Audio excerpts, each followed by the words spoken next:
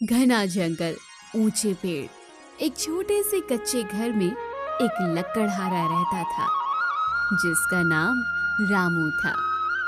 उसकी उम्र 35 वर्ष थी। उसकी पत्नी का देहांत हुए 3 साल हो चुके थे। उसका एक बेटा भी था जिसका नाम जीतू था। जीतू अब 10 साल का था। उसका बेटा उसकी दुनिया बन चुका था। एक दिन सुबह रामू खांसी करता हुआ उठा।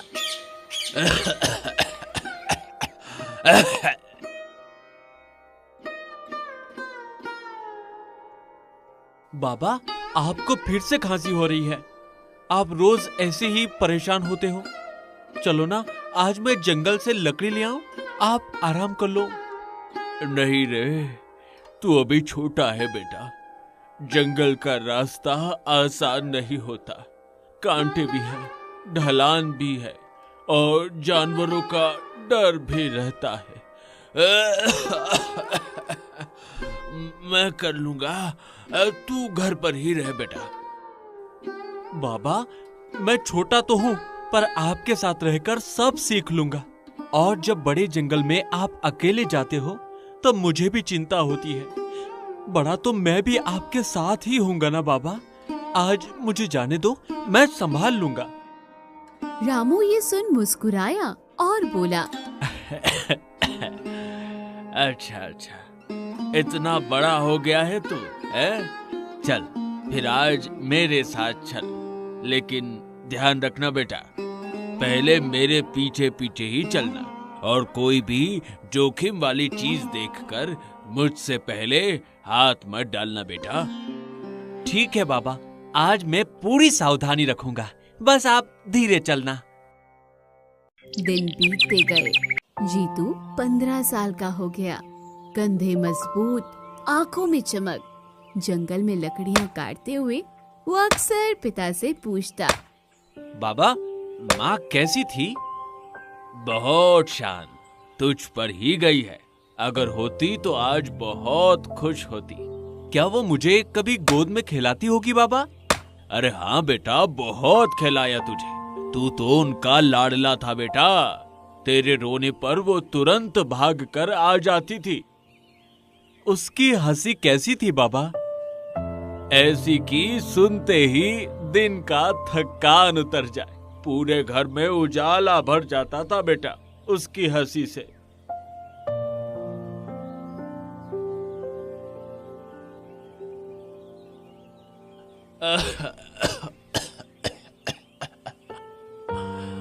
आज मैं नहीं जा पाऊंगा बेटा, शरीर साथ नहीं दे रहा। तो थोड़ा ही लाना, संभल कर जाना बेटा और जल्दी लौट आना। आप आराम करो बाबा, मैं ले आऊंगा। आप बस दवाई खा लेना, चिंता बिल्कुल मत करना, मैं संभाल लूंगा। जीतू अकेले जंगल गया। लकड़ियां काटते हुए आवाजें सुनाई दी, घोड़ों की, सेनापतियों की बोलियां। वो छिपकर देखने लगा।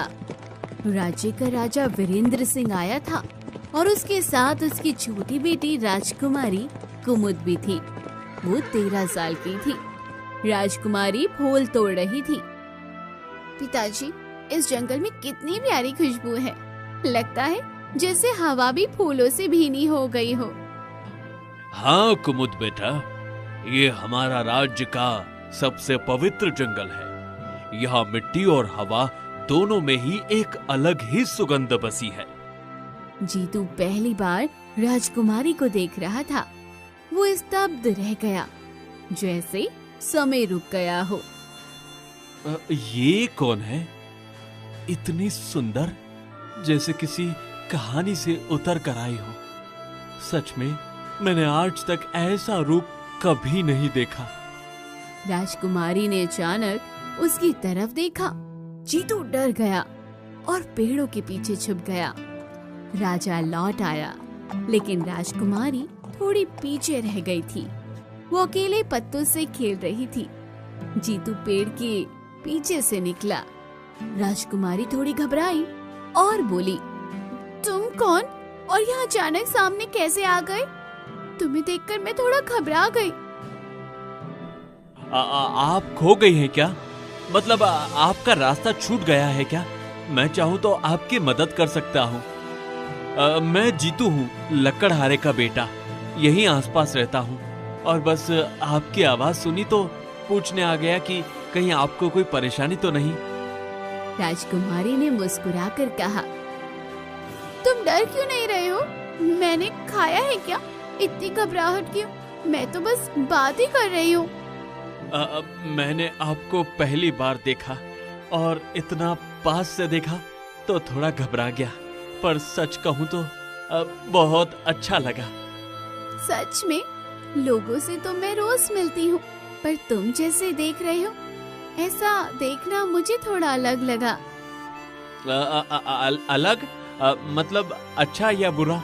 क्योंकि मैं डर गया था कि कहीं मेरी वजह से आप नाराज ना हो जाए। नहीं, बिल्कुल नहीं, अच्छा लगा।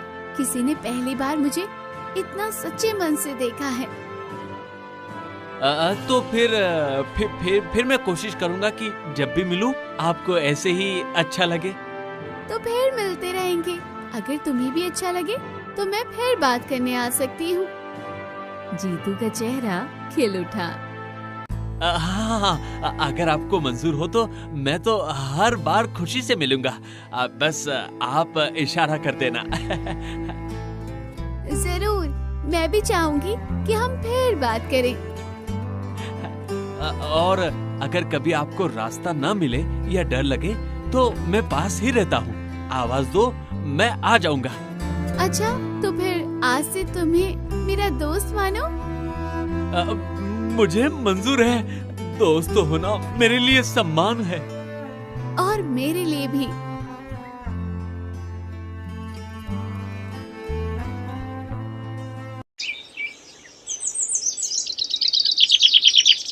अगले दिन जीतू ने सोचा, मैं राजकुमारी से कैसे मिलूं?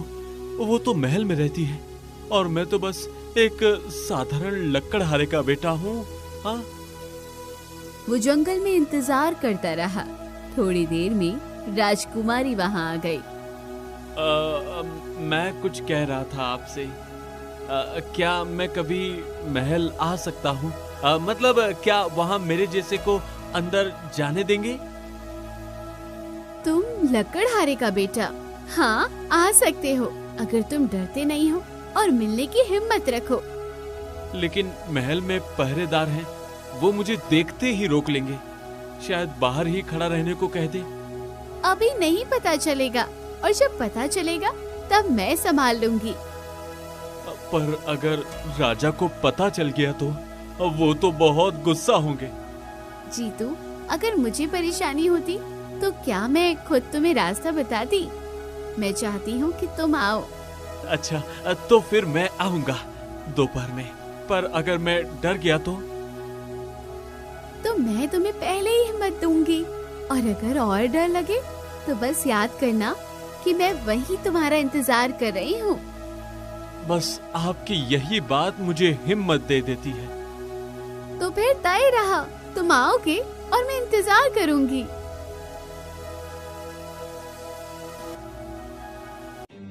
फिर वो दोनों चोरी छुपे हर रोज मिलने लगे। उनकी दोस्ती कब प्रेम में बदल गई उन्हें पता ही नहीं चला। उसी जंगल के काले हिस्से में जादूगरनी तीक्ष्णा रहती थी, जिसकी उम्र 100 साल से ऊपर थी। काले कपड़े, झाड़ियों सा बाल, वो जंगल में चमकती आंखों से ये सब देख रही थी। ओहो, राजकुमारी और लकड़हारे का लड़का, पवित्र प्रेम पनप रहा है। ये मुझे बिल्कुल मंजूर नहीं। उसके खून में जो शक्ति छुपी है वो मुझे चाहिए और इस प्रेम को तोड़ना ही पड़ेगा। थोड़ी देर में दोपहर होती है। जीतू पहली बार महल पहुंचा। वो पीछे वाले दरवाजे से धीरे धीरे अंदर घुसा। राजकुमारी उसके इंतजार में थी। तुम आ गए, डर तो नहीं लगा? महल में पहली बार आने वाले अक्सर घबरा जाते हैं।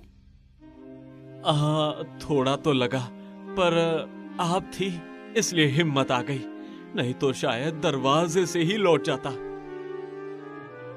चलो मैं तुम्हें अपना कमरा दिखाती हूँ, अंदर आकर तुम्हें और भी अच्छा लगेगा। लेकिन मैं सोच रहा था, क्या सच में मुझे वहाँ जाना चाहिए? हाँ क्यों नहीं, तुम मेरे बुलाए मेहमान जो हो। बस डर है कि कहीं कोई गलत मतलब न निकाल ले। जीतू, यहाँ हर बात का मतलब मैं तय करती हूँ, किसी और की परवाह मत करो। ठीक है ठीक है, फिर मैं आपके भरोसे ही चल रहा हूँ। और मैं चाहती हूँ कि तुम थोड़ा आराम से रहो। महल उतना सख्त नहीं है जितना बाहर से लगता है। कोशिश करूँगा, बस थोड़ा नया नया सा लग रहा है सब। नया होना बुरा नहीं होता, कभी कभी नई जगह ही इंसान को सबसे ज्यादा बदल देती है। दोनों महल में हंसते खेलते घूमते रहे। जीतू ने पहली बार इतना बड़ा महल देखा। अगर राजा देख लेंगे तो पता नहीं क्या सोचेंगे। मुझे तो डर है कि कहीं मुझे बाहर न निकलवा दे। मेरे पिता अच्छे हैं, लेकिन फिलहाल नहीं देखे तो अच्छा है। वो अचानक देखकर चौंक जाएंगे, इसलिए अभी थोड़ा संभल कर रहो।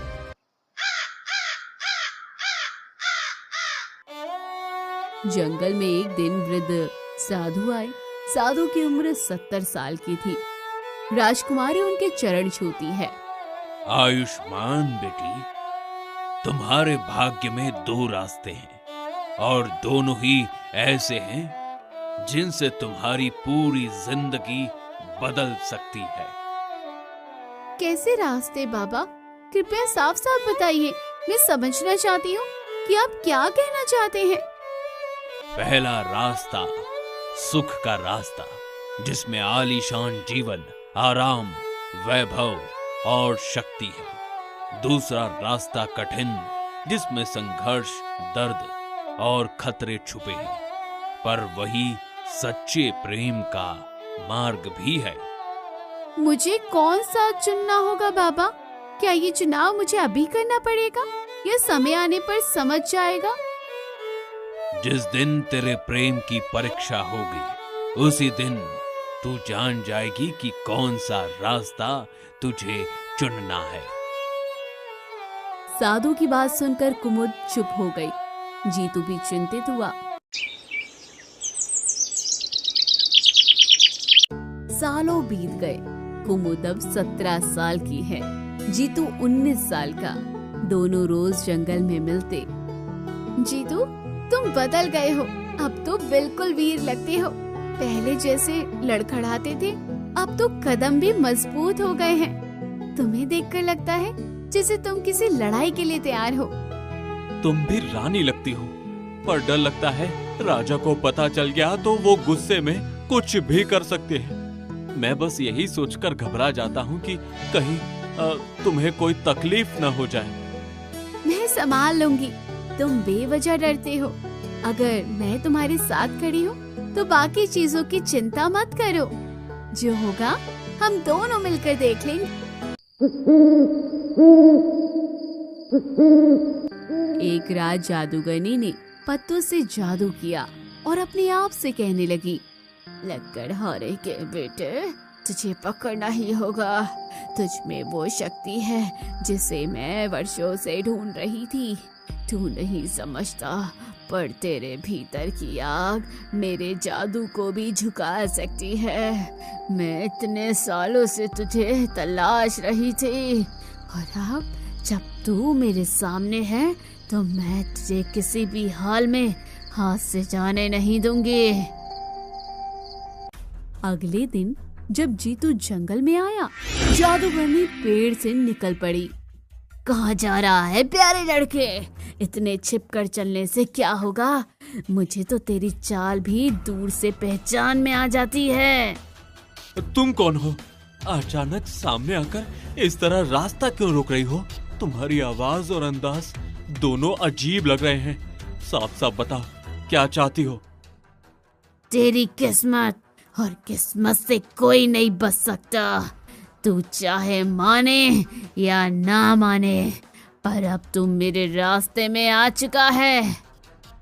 उसने मंत्र पढ़ा, हवा तेज चली, पत्ते उड़ने लगे। जीतू चिल्लाया, कुमुद बचाओ, मुझे बचाओ। और वो बेहोश होकर जादूगरनी की गुफा में खिंच गया। राजकुमारी जंगल पहुंची पर जीतू कहीं नहीं था। वो दौड़ती हुई साधु के पास गई और कहा, बाबा जीतू गायब है, मुझे बताइए वो कहाँ है। मैं हर जगह भागती रही पर उसका कोई नामो निशान नहीं मिला। साधु ने आंखें बंद की। तृष्णा जादूगरनी उसे ले गई है। उसकी नजर बहुत तेज है और उसकी मंशा और भी गहरी। वो उसी आत्मा को पकड़ती है जिसमें असाधारण शक्ति छिपी होती है और जीतू उसकी नजर में आ चुका है। मैं उसे बचाऊंगी कैसे मुझे समझ नहीं आ रहा, लेकिन मैं हाथ पर हाथ रखकर नहीं बैठ सकती। आप कोई मार्ग बताइए, मैं हर मुश्किल सह लूंगी, बस उसे वापस लाना है। 2 रास्ते। पहला रास्ता सरल है, तुम राजकुमारी रहो, महल में बैठो और सुरक्षित रहो। दूसरा रास्ता कठिन है, जंगल, अंधेरा, जादूगरनी और दर्द। पर उसी कठिन रास्ते पर प्रेम मिलेगा और वही तुम्हें जीतू तक पहुंचाने की राह भी दिखाएगा। मैं दूसरा रास्ता चुनती हूँ, चाहे कितना भी जोखिम हो, चाहे जितना भी अंधेरा मिले, मैं उसके लिए सब कुछ सहने को तैयार हूँ। जीतू जागा तो खुद को लोहे की जंजीरों में पाया। मुझे छोड़ दो, ये जंजीरें क्यों बांधी है? मैं तुम्हें नहीं जानता, ना ही मैंने तुम्हारा कोई दोष किया है। मुझे यहाँ कैद में रखने का कोई हक नहीं है तुम्हें। तेरे खून में पुरानी शक्ति है। तेरे पिता किसी समय में वनवंश के रक्षक थे। मुझे वो शक्ति चाहिए जीतू। तू चाहे इनकार करे, पर तेरे भीतर वही ताकत बह रही है जिसकी मुझे सदियों से तलाश थी, और अब मैं तुझे यूं ही नहीं जाने दूंगी। मैं कुछ नहीं जानता। तुम चाहे कितना भी कहो, मुझे अपने पिता की ताकत, वंश और जादू के बारे में कुछ भी समझ नहीं है। मुझे बस आजादी चाहिए, बस इतना ही। कुमुद अकेले जंगल में निकली थी। कांटे, अंधेरा, जंगली जानवर। वो पैर काटते हुए भी आगे बढ़ती रही। जीतू, मैं आ रही हूँ। मैं चाहे कितनी भी चोट खा लूं, तू जहाँ भी होगा मैं तुझे ढूंढ ही लूंगी। साधु प्रकट हुए।